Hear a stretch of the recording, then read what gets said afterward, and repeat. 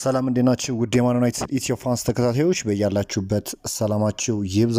በርካታ ስፖርታዊ ጥንክሮችን ወደ እናንተ ይዘን መጥተናል። በተለይም እንግዲህ ዩናይትድን የተመለከቱ ወሳኝ ስፖርታዊ መረጃዎች ወጥተዋል። ዩናይትድ እንግዲህ ስሙ ከሊዩስ ሆል ጋር እየተያዘ ይገኛል። እኚህና ሌሎች ስፖርታዊ መረጃዎችን ወደ እናንተ ይዘን መጣን። እስከ ፕሮግራማችን መጠናቂያ ድረስ አብራችሁን ቆዩ።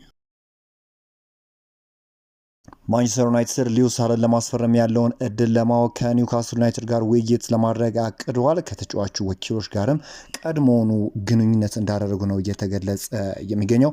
ማንቸስተር ዩናይትድ ለኒውካስል ዩናይትዱ የግራ ተከላካይ ሊዩስ ሆል የመጀመሪያ ዝውውር ጥያቄ ለማቅረብ እየተዘጋጀ ነው ተብሏል። ዩናይትድ ሆልን ዋነኛ ዓላማ ያደረገ ሲሆን አሁን ስላለው ሁኔታ ለመረዳት ግንኙነትም አድርገዋል ተብሏል። ኒውካስሎች ተከላካዩን መሸጥ የሚፈልጉ ሲሆን ዋጋውም 60 ሚሊዮን ፓውንድ ለጥፈውበታል።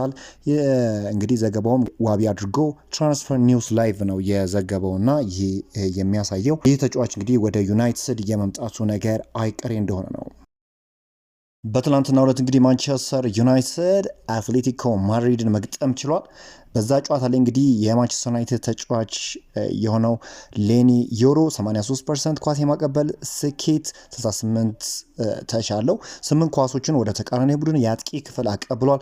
7 ኳሶችን ነጥቋል። 3 አደገኛ ኳሶችን አጽድቷል። 3ቱን ሲያቋርጥ 3 የግብ ዕድሎችን መፍጠር ችሏል። ይህ ፈረንሳዊ ተጫዋች እንግዲህ በማንቸስተር ዩናይትድ ቤት ብዙ ተስፋ የተጣለበት ተጫዋች እንደሆነ ይታወቃል። ወደፊትም በዩናይትድ ቤት ይደምቃሉ ከሚባሉ ተጫዋቾች ውስጥ በግንባር ቀደምነት ይጠቀሳል። በተለይም እንግዲህ 20 ዓመቱ እንደመሆኑ አንጻር ወደፊት ራሱን የሚያሻሽልበት መንገድ ይኖራል ተብሎ ይጠበቃል። አንድሪ ሳንቶስ በትላንትናው ዕለት እንግዲህ 100% የአየርና የመሬት ላይ ፍልሚያዎችን አሸንፏል። 93% ኳስ የማቀበል ስኬት ነበረው። 90 ተቾች ሲኖሩ 33 ኬሪዎች አሉት።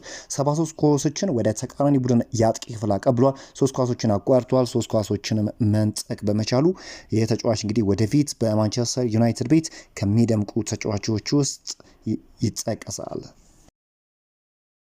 ኤቨርተን የማንቸስተር ዩናይትድን ወጣት አጥቂ ዊትሊንን ለማስፈረም ፍላጎቱን አሳይቷል። በተጨማሪም ኤቨርተን ተጫዋቹን ለማስፈረም ይፋዊ ጥያቄ ለማቅረብ በዝግጅት ላይ መሆኑ ተገልጿል። ዩናይትድ በ20 ዓመቱ አጥቂ ዙሪያ ከኤቨርተን ጋር ንግግሮችን ለማድረግ ክፍት መሆኑም ተገልጿል። ይህ ታዳጊ ተጫዋች ታዲያ በኤቨርተን ይፈልጋል። ዩናይትዶች ይህንን ተጫዋች ይለቁታሉ የሚለው ነገር ጥያቄ ሊያስነሳ ይችላል። ግን ያው እንደሚታወቀው ማንቸስተር ዩናይትዶች በርካታ ወጣት ወይም ታዳጊ የሚባሉ ተጫዋቾችን የመልቀቅ ሀሳብ እንዳላቸው የሚታወቅ ጉዳይ ነው።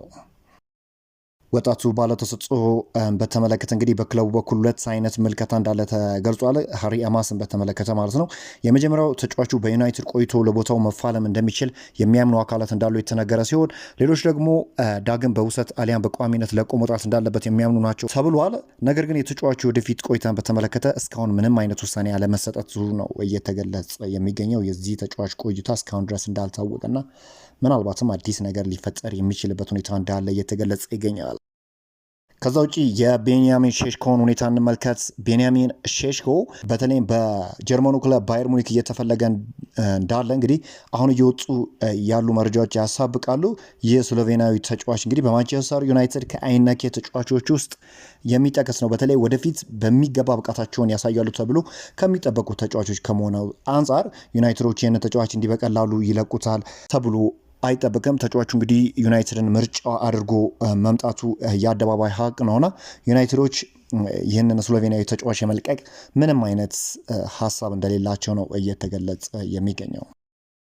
ዩናይትዶች ከሊዩስ ሆል ባሻገር የሊዩስ ስኬሊን ሁኔታም ጎን ለጎን እየተመለከቱት እንደሆነ የሚታወቅ ጉዳይ ነው። ምንም እንኳን ለሊዩስ ሆል ዋጋ ለማቅረብ በዝግጅት ላይ ቢሆኑም ግን የረጅም ጊዜ እቅዳቸው የነበረ ሊዩስ ስኬሊ እንደሆነ የሚታወቅ ጉዳይ ነው እና ይህ ተጫዋች እንግዲህ ተጫዋታዎችን አድርጎ 698 ሚኒቶችን ተጫውቷል። 8 ታክሎችን የወረደ ሲሆን 10 ፋውሎችን እንዲሁም 382 ፓሶች አሉት።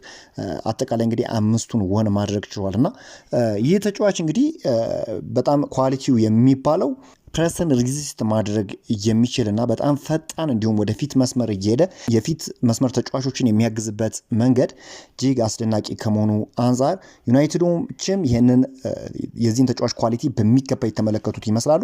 በመሃል እንዲሁም ደግሞ በፉልባክ ቦታ መጫወት የሚችል ሁለገብ የሆነ ተጫዋች መሆኑ ይህ ቨርሳታይሊቲ ዩናይትዶች በተጫዋቹ ላይ ፍላጎት እንዲያድርባቸው እንዳደረገ የሚታወቅ ጉዳይ ነው እና ዩናይትዶች አሁንም ቢሆን የዚህን ተጫዋች ሁኔታ እየተመለከቱት ይገኛሉ።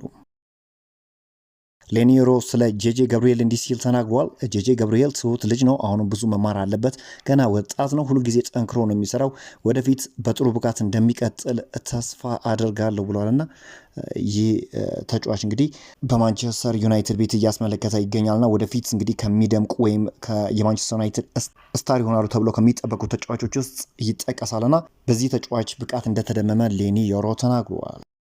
ብሪያን ኢምቦሞ እንግዲህ በትናንትናው ሁለት ጎሎችን ማስቆጠር የቻለ ተጫዋች እንደሆነ ይታወቃልና ለመጫወት ስለሚመርጠው ቦታ ሲጠይቅ እንዲህ ብሏል። በእውነት አንዱን መምረጥ ይከብደኛል። በእርግጥ በቀኝ ክንፍ ብዙ ምርጥ ነገሮችን አድርጌያለሁ። ነገር ግን በ9 ቁጥር ቦታ ቢሆን ጥሩ ነገሮችን ሰርቻለሁ። በክንፍ መስመር ላይ የበለጠ ልምድ አለኝ። ስለዚህ ምናልባት እሱን ልመርጥ እችላለሁ። ይሁን እንጂ 9 ቁጥር ሆኖ መጫወትም እወዳለሁ ሲል ነው ብሪያን ኢምቦሞ እየተናገረውና ብሪያን ኢምቦሞ የካሜሩናዊ ተጫዋች እንግዲህ ጎሎችን እያስቆጠረ ዩናይትድን እየጠቀመ እንዳለ ይታወቃል። በጣም ጥሩ የሚባሉ ወይም ጥሩ ተብለው የሚነሱ ፖይንቶች የሚነሱ ጎኖች እንዳሉት ይታወቃል። በተለይ 9 በሚሆንበት ጊዜ ጎሎችን ያስቆጥራልና ይህ የሚያመላክተው እንግዲህ ማይክል ካሪክ ታክቲካል ፍሌክሲቢሊቲ አመቺው ተጫዋች የሚሆንበት እድል እንዳለ ነውና ይህ ተጫዋች በቀጣዮቹ ዓመታትም እንግዲህ በተለያዩ ቦታዎች የሚጫወትበት እድል ይኖራል። በተለይም እንግዲህ ቨርሳታይሊቲ ያላቸው ተጫዋቾች በማይክል ካሪክ እንደሚወደዱ ይታወቃልና ፓትሪክ ዶርጉን እንግዲህ ከፉልባክ አንስቶ ወደፊት ተስቦ እንዲጫወት ያደረገበት መንገድና በዛም ረገድ እንግዲህ ጎሎችን እያስቆጠረ ለዩናይትድ ከፍተኛ የሆነው ሚናውን እንዲሰጥ አድርጎታልና ከዚህ አንጻር እንግዲህ የማይክል ካሪክ ታክቲካል ፍሌክሲቢሊቲ ለዩናይትድ ተጫዋቾች እጅግ አመቺ እንደሆነና ይህንንም ነገር በተደጋጋሚ እንዳንጸባረቁት የሚታወቅ ጉዳይ ነው። በዛሬው ዕለት እንግዲህ ዩናይትድን የተመለከቱ ወሳኝ የሆኑ ስፖርታዊ መረጃዎች እኚህን ይመስላሉ። አዳዲስ ስፖርታዊ መረጃዎች የሚመጡ ከሆነ ወደ እናንተ እናገራለን። አብራችሁን ስለቆያችሁ ከልብ እናመሰግናለን።